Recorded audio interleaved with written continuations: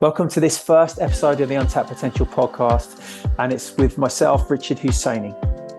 If you're looking for a podcast that's going to dive deep into the technical elements and the application and knowledge of what it is to be a practitioner, this podcast is not for you. There are so many other amazing podcasts out there. One jumps to mind is Pacey Performance. This podcast is really about you, the person behind your role, whichever role that is.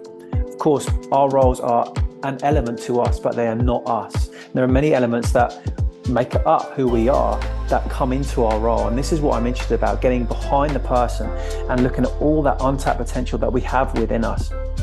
And so the point of this first episode is, one, to introduce me and really my story, to give you some underlying understanding really of why this podcast has come to existence, what my job is or what my work is at Men Behind Sport, just to give you sort of really a deeper understanding that feeds in then to the guests that will come onto this show.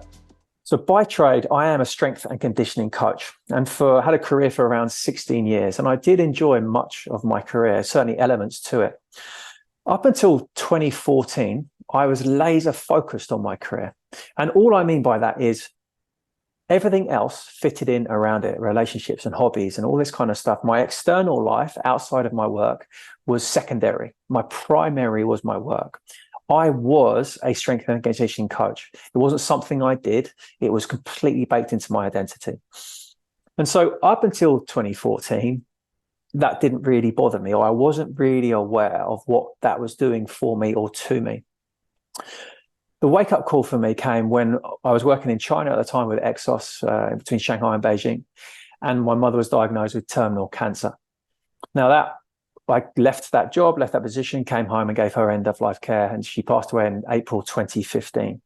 As sad as that was and is, it has been the most transformational experience of my life to date. And what I mean by that is it really underpinned or really gave me a massive spiritual awakening. And all I mean by that on a fundamental level is awareness of self. Why do I think this? Why do I do that? Why are my actions, thoughts, and feelings the way they are? And I was forced to also face the grief of losing my father. I lost my dad at 16. He was an alcoholic and he had a massive stroke when I was 13, died when I was 16. And at that time, I was a 16-year-old boy, I was caught up in the stories of what I was being told. For example, big boys don't cry, think of the good times, repression of grief. And I was emotionally naive then as well. So I didn't really I had no skills then to deal with that. So fast forward to 2015, all of that came up as well, which literally broke me emotionally, everything. And I am grateful for that moment of being so low, because it's helped me rebuild my life in a way that I want to. And so fast forward 2 years, that massive point of reflection was then enhanced even further, because I was then physically broken. And what I mean by that, my mother passed away of terminal cancer, thyroid cancer. Almost 2 years after the day, I had my thyroid, a biopsy done on my thyroid, and there were nodules found. And the results were inconclusive. No cancer, but they suggested, well, we think you should have half your thyroid removed. So I went ahead and had that process. In hindsight, I would not have had that done. And so I was then told that my body had an autoimmune condition called Hashimoto's, and I was going to be on medication for the rest of my life. A side note to that is I have actually fully recovered and healed myself now, and which I was told was not possible. And that's for another story. So in 2017, I was physically broken.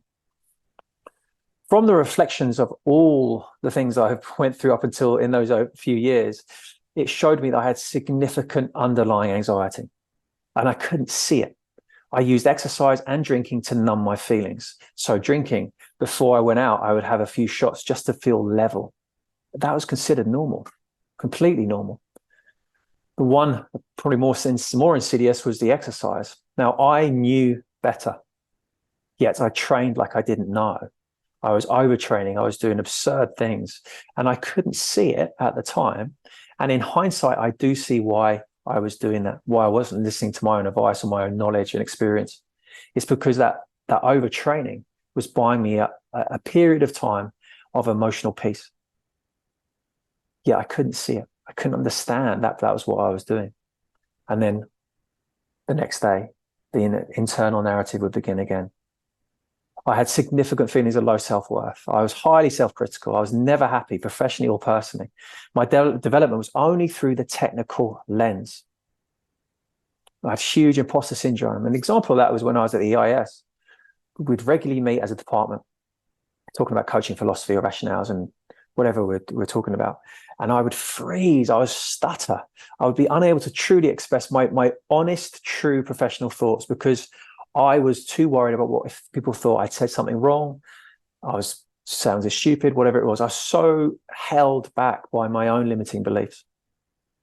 And I was not truthful to myself or to other people. I was portraying a version of myself that I thought other people wanted to see, rather than being really true with who I was. And so one epiphany came from all of this process, many, but this one stands out. That was one of them. Of all my complaints in professional, the gyms like this, it's not good enough, needs more equipment, or the coaches or the athletes or whatever it was, were not living up to a certain level that I expected. And then within my relationships as well, into relationships, this person would do this and then she would do that, and then someone else and someone else. All of a sudden, it just lined up. I am the fixed variable within my situations. All the different situations, yet I had the same complaint. I was the familiar, which blew my mind. Oh no. And this is what really drove me into understanding myself. And so my path to now, I left performance sport in 2018 after the Pyeongchang Winter Olympic Games. And I was in fact let go by GB Park and Pipe. Thankfully, wonderful people there. I dived, I was driven. I was so focused and curious that I dived really deep into spiritual contemplative practices. I opened myself up to new ways of thinking and being. And I formally studied and also self-studied in areas of leadership, communication, behavioral change, human dynamics, yoga, meditation, breathwork, and esoteric and indigenous philosophies. And so since leaving in 2018, I've been working in this type of space. But at the end of November 21, I kind of asked myself this question: if I was subjectively successful in my career within sport, does anyone else experience a similar struggle? So I asked. I'm not an academic. I'm not doing a PhD. I'm not working at university. This was all off my own back. This curiosity was just overwhelmed me, really, and I just wanted to seek some answers. Which led me to, up until this day, I've interviewed 160 performance staff from around the world. Now, that's all backroom staff: physios, nutritionists, data analysts, physiologists, S&C coaches, sports scientists, performance directors, sports coaches, head of performance, and head of academic programs, all men. Not because female coaches have it easy. They do not at all. They have very nuanced, similar and nuanced situations they're navigating. I have got my lens through the male lens, and which is why I just stuck to the male practitioners. And I've had some wonderful conversations, which I'm bringing to this podcast, from amazing female coaches. I covered 17 sports so far, all the top leagues: Major League Baseball, Major League Baseball, NBA, Major League Soccer, UFC, Premier League Football, NFL, Formula One, the major institutes, or UK Sports Institute, Australian Institute, New Zealand Institute, cricket, the rugby codes, AFL, pro cycling, many Olympic winter summer sports. So from college, club, county, and international level. And these are from 11 countries from around the world: UK, France, Finland, Germany, Holland, USA, Canada, Australia, Sweden, South Africa, and Thailand so far. With all of that, it's important to say that I've reached out to psychotherapists and psychologists within my network. There are two reasons I did that. One, well, from what I'm finding, what do you see? I'm seeing this, what do you see? And also, two, to remain appropriate within my skill set, to stay within the realms of my skill set. And so the cost of the research that I've undertaken is massive. Broken relationships, divorce. Many are absent parents. They're just not around for their children. Many experiencing some form of depression, anxiety. A common statement would be stuck in my head. Addiction. And in 2 cases, extreme cases, attempted suicide. Physical illness. Many on a day-to-day basis feel alone. This leads to an inability to be their best self, which is performance compromised at work, which means, and also leading to many are leaving their coaching profession. They're looking to leave professional sport.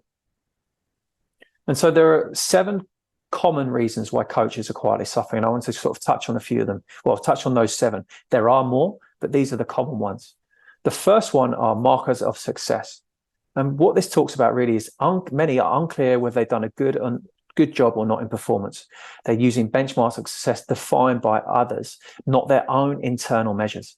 And many have achievement, but not meaning. And here are 2 quotes just to kind of give you a sense of that. So this is from a lead performance coach. I had a tough time after athletes I supported achieved Olympic success. I felt directionless and aimless. In my mind, I thought that having an athlete winning gold was the pinnacle of what we do and why we do it. But after they won, I was waiting for some kind of feeling of achievement to hit, and it just never did. Second one, lead physio. I'm very successful in my career and financially, but I don't feel the happiness I expected. I've complained a great deal about my working conditions, but I've come to the realization that maybe my problems are not my work, but within myself. The second common reason, this is, everyone would have touched this on some level, poor work-life balance. And really this is defined really by the figurehead. Now, usually that's the head of department. Not always though. 24/7 mentality, badge of honor, skewed loyalty. An example of skewed loyalty is from a coach who is in the Premier League football. One of his colleagues booked a day off to go and spend it with his partner because they were going to go to a prenatal class as she was pregnant. Now, later that day, this coach overheard 2 colleagues questioning this guy's loyalty for taking the day off. I personally don't believe it's evil. I don't believe it's malicious. I think it's just an example where we get so lost on our job, the over importance we build up to such a big thing, we get lost of a check on reality, on our other aspects of our life. These 2 examples. So lead first team physio rehab coach. Working 24 hours a day, 7 days a week was down to poor governance by me and the support management. The roles didn't allow me to see my kids. My kids always said, Dad, why are you always on your phone? Even when I'm home with them, I'm not at home with them. Second one from a lead performance coach. My relationship broke down. I'm always away. I'm always down on energy, unable to see friends and family. I feel guilty that it's my fault, and I'm tired of every human interaction being a transaction. I'm lonely. The third common reason is undefined boundaries. Now, obviously, this ties in very closely with poor work-life balance. And one of the underpinning or major factors to undefined boundaries is really many don't know how to say no, often due to a fear of reprisal or unclear with their personal professional drivers, so values, for example. Or even if they are aware of all that kind of stuff, the working environment, the professional environment is requiring them to live and work out of alignment with them on a consistent basis. Lead nutritionist, example. I'm just frustrated. There are so many things that bump up against my morals and personality. In 10 years' time, I don't want to be moaning about missing important milestones in my life. I'm bending my boundaries to allow me to do the practicality of my role in football. Last example in this case. So it's a technical coach from Elite Rugby League. Was I any good at it? I was running regularly into people who asked me what had happened after I got fired. I had a lot of identity tied up what I was. I have regrets, could I have had children? I glorified my badge of honor to how long can I be in on the run? I spent 6 to 7 weeks in on the run at times. I kidded myself that I needed to be in all the time. The reality is there isn't an endpoint to performance. There is no accepted moment in time when we can say we are done. So it's up to us to set our boundaries. No one else is going to do it. The fourth common reason is a big one, emotionally unskilled. And what this talks about is really many find it hard to be alone with their thoughts. They numb themselves instead. Now, I think back to my examples of exercise and alcohol. My exercise was a way of numbing my feelings. Many are caught in their story. They accept their thoughts as 100% reality. They cannot get perspective. They're unaware of how to get, or unaware that there is an actual step to get aware, distance on their thoughts. Some are either unaware, unskilled, or most likely don't feel safe to express their truth for fear of the perception of others. Classic male hard outlook. So sign of weakness, incompetence, repressed male traits in our Western culture, such as suck it up. 2 examples. Head of sports science. I joined that crew that glorifies being at work all day. I had nothing else, and that was my whole identity in being. All I was a sports scientist. I didn't have any other hobbies or interests. I was almost arrogant levels of assured of what my beliefs were. I only followed the logic, and I felt so sure, dismissing anything to do with feelings, emotions, or spirituality. Classic male hard outlook. I was a complete angry person with tiny patience. This is from a lead strength and conditioning coach. I don't know because I'm not a specialist, but I'd certainly say in hindsight, I was displaying all signs of burnout and depression. I wasn't able to see it though. There are some days where I just didn't want to get out of bed, and that's a classic sign of depression. I also started to rely more heavily on alcohol to switch off and to help me sleep and stuff like that. But I just couldn't see it. And I lived on my own, so no one could point it out. So the 5th common reason, and this is low self-esteem. This is insidious. This is a hard one to see. This affected me greatly and many of the coaches or practitioners that I've spoken with. And this talks about seeking validation. Their happiness is baked into the success of their athletes and unable to express their opinions. And particularly, there's an achievement feedback loop that perpetuates this issue. Now, the achievement feedback loop, fueled by low self-esteem, leads to a high drive to self-improve, which then means that their self-esteem is anchored to their job. Then their success is based on achievement. They then seek peer or social validation.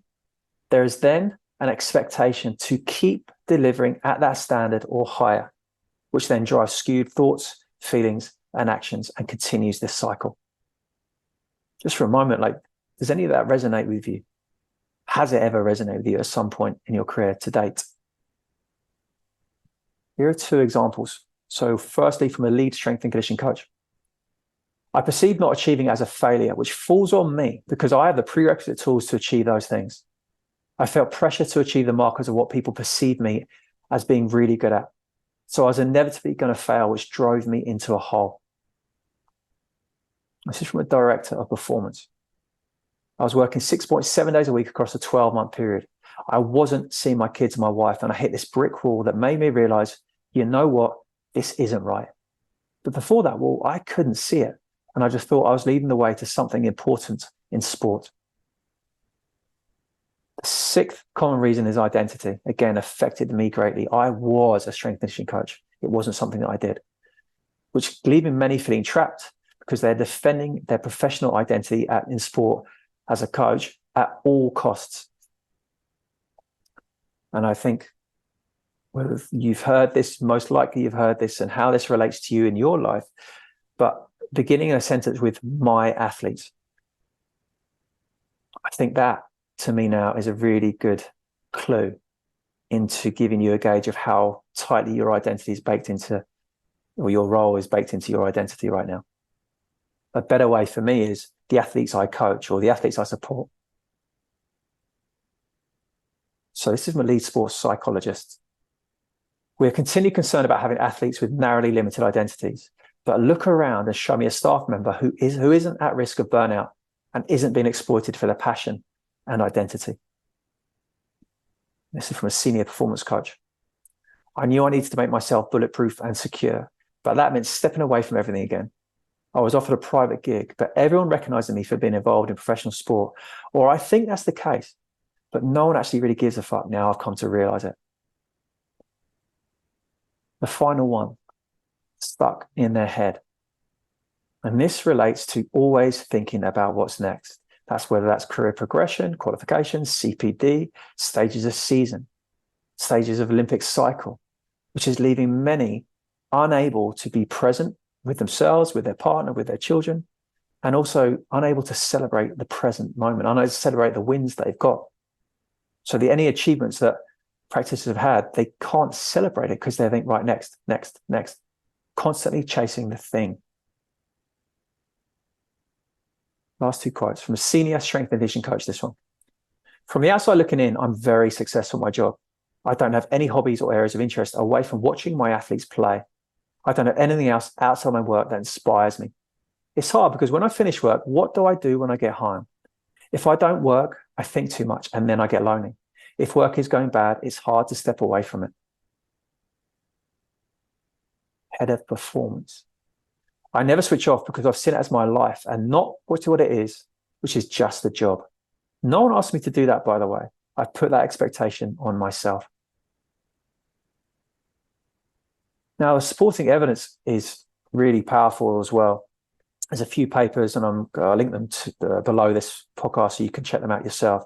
One from Pilkington, which was in 2022. So the prevalence of correlates of mental health symptoms and well-being among elite coaches. And really what that paper shows is that performance staff have just as much mental health symptoms that would warrant professional treatment as do athletes.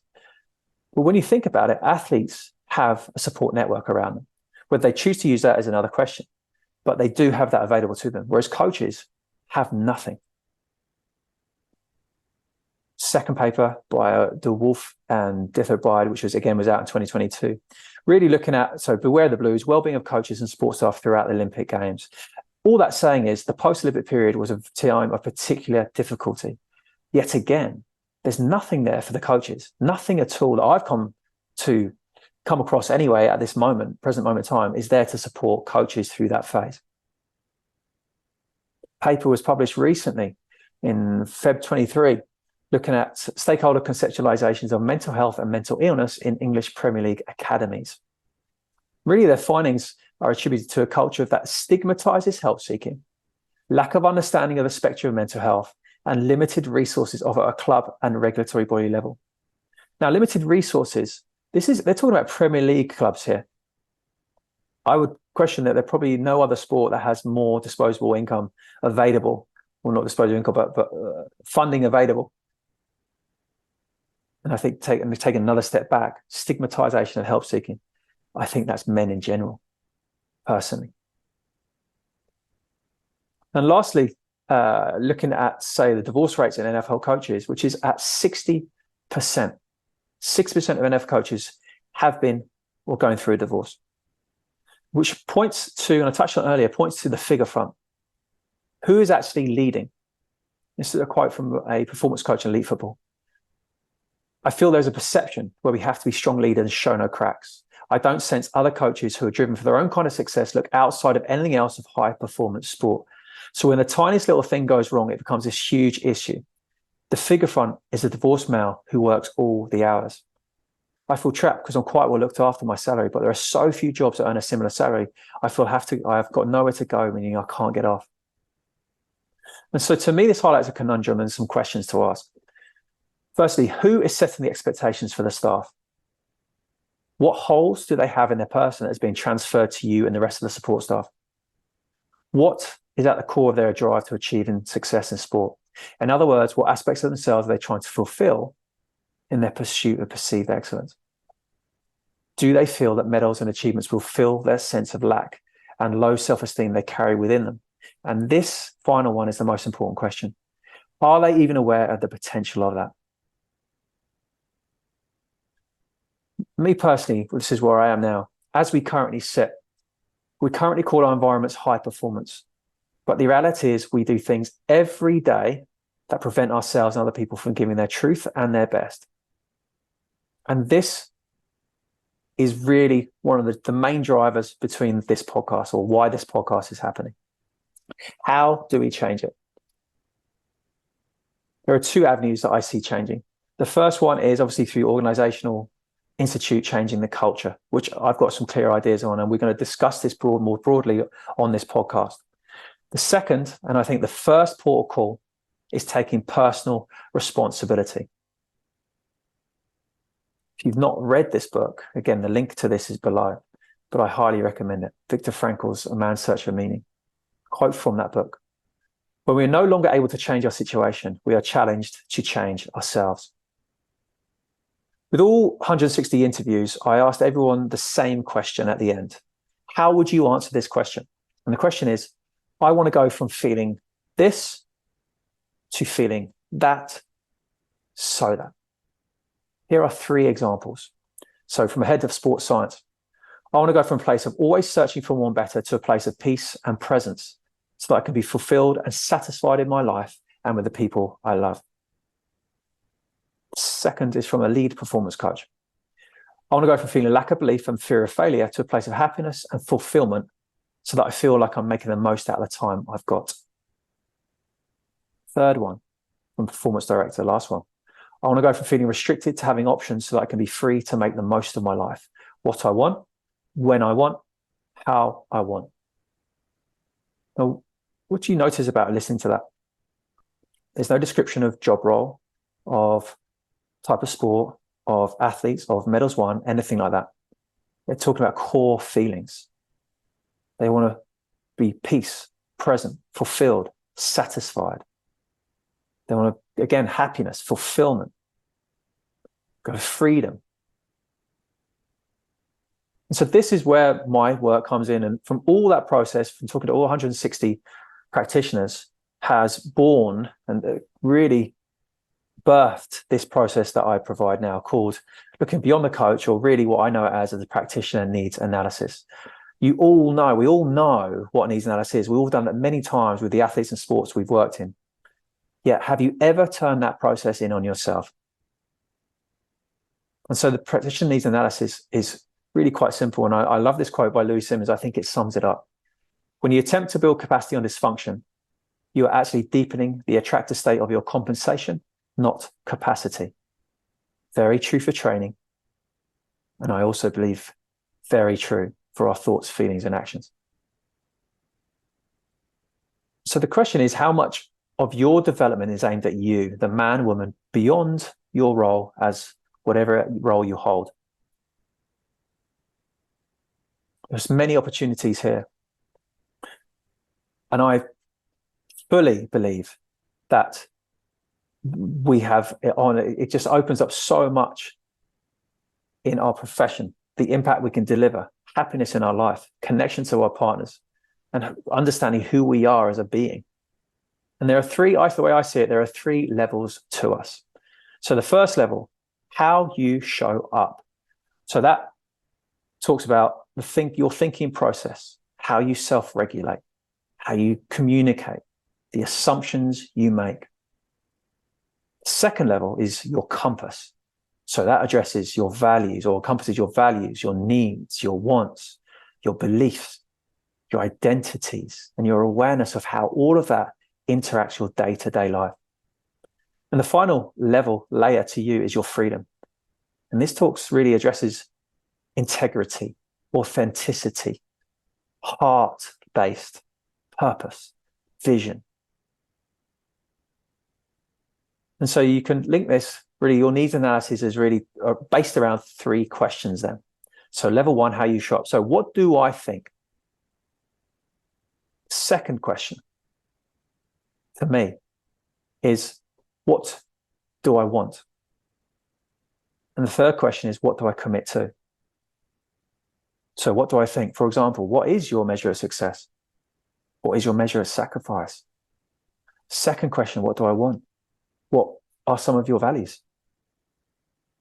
Do you know what your values are? Do you know what identities are sticky for you? Do you know what's keeping you limited versus what's empowering your growth? And the third question, what do I commit to? It's one thing to understand your values, know your values, but what actions are you committed? Are you aligned to them? For me, it's really about paying attention to the decisions you make every day. How many of them are reactions to external circumstances? And how many of them are made with a deliberate intention, key words there, deliberate intention to align your behaviors with your values. And this is why this podcast is here, the Untapped Potential, to really dive into these questions, dive into this in a deeper way, to unlock and to empower you to find those non-technical elements within that all of us have that are most important for you to show up in your role, your career, life, and your fullest expression. And so the guests that come on, we're going to be not going to talk about any technical elements. We're going to be talking really addressing these components. One, the people who are leading big teams, who have achieved great things, how do they do it themselves? What's put them onto this self-growth journey? And 2, how do they empower maybe people they lead in the department or within the team, organization, to enter that self-growth journey as well. The practitioner needs analysis is done in two ways. So if you're interested, there's a group coaching program where a group of peers come together and we go through this process ourselves. There's also one-to-one options. If this sounds interesting to you, then just reach out. You can either book a free call on the Men Behind Sport website at www.menbehindsport.com, or reach out to me directly on email at richard@menbehindsport.com. So thank you. This is the first episode. I'm really excited for you to listen to the conversation that are coming in series 1. There's some amazing practitioners, both men and women, female coaches who have done some amazing work already in this space in our beloved sports environment. And so I'm really excited for you to listen to those and to the valuable teachings that they've got to deliver. So thank you for stepping onto this journey with me. I'm excited. And if you like this podcast, if this podcast starts to feed you and gives you some wonderful things to reflect on, please leave a review on either iTunes or Spotify, because that's going to help this podcast directly reach more practitioners. So until the next episode, thank you. And I look forward to your reactions.